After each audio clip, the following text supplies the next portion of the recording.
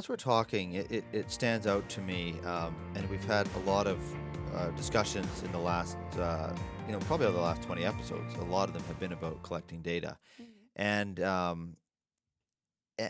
I'm one thing I'm trying to get to is the feeling that I get when we're trying to onboard something, and so, and I know other people get it too. Is one, you have to pick out what is the best route to take, Mhm. but also making sense of as it's evolving, it's like you do something today that almost doesn't feel like it's going to be relevant tomorrow Mm. because it's changing so quickly and it's clearly going the right direction. Right. And I don't think anybody, I mean, there's probably one person out there that's fighting against that, but most people are sort of on board. They understand it needs to go that way. Mhm. Mine, you don't do predictive maintenance on your ball mill and it shuts Right. down. I mean, it can't happen. Um, but how what do you think the mindset of a company that let's say they're onboarding Seek? We'll go Mhm. specifically to you. They Right. want to onboard.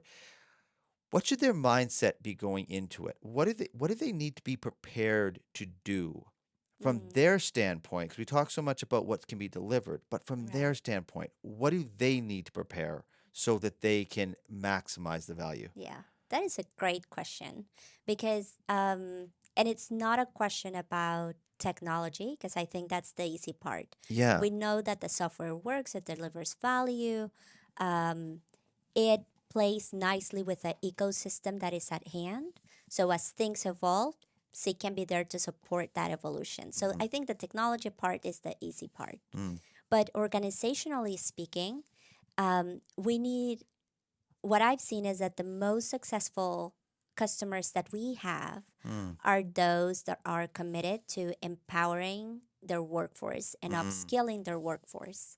Because one of the things that we are seeing, going back to my process engineer hat or heart, the role is changing. And actually, this morning, somebody said, now we should have a new title. It should be a digital process engineer. mm, And I couldn't agree more.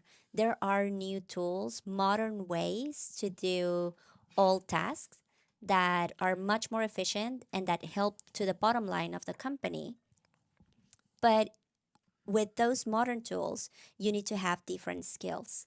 So, not everyone is a data scientist, and it doesn't mean that every engineer needs to be a data scientist mm, today, but they need to have a good baseline of analytics and mathematical mm. concepts to be able to use the modern tools and do something Right. meaningful with it, right? So, if companies are committed to that transition and empowerment and upskilling of their workforce, Mm. then they're going to be successful. And that's what I've seen with our customers. So are you saying then that clients though that they'll have to when you say upscale that they're actually when they're onboarding are they needing to provide another level of training to let's say it's a process engineer or a chemical engineer Mhm. now that do you see cases where they're not prepared to be able to properly leverage the data or Yeah. even provide you with the right data because they haven't had that additional training Right. that's needed.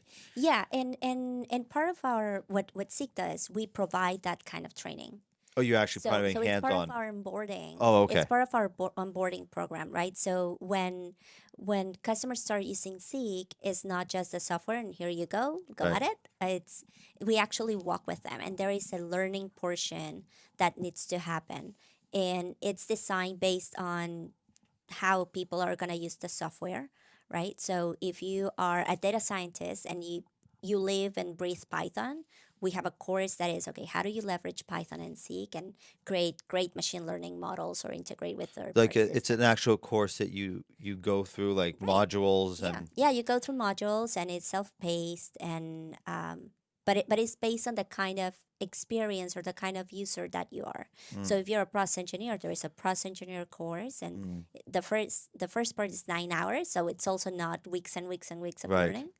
Um, but we're striving to teach our customers and our users to think, okay, so you're an expert at your process. You know exactly how the plant is running, or at least the segment of the plant that you work in. You know how that runs. Right.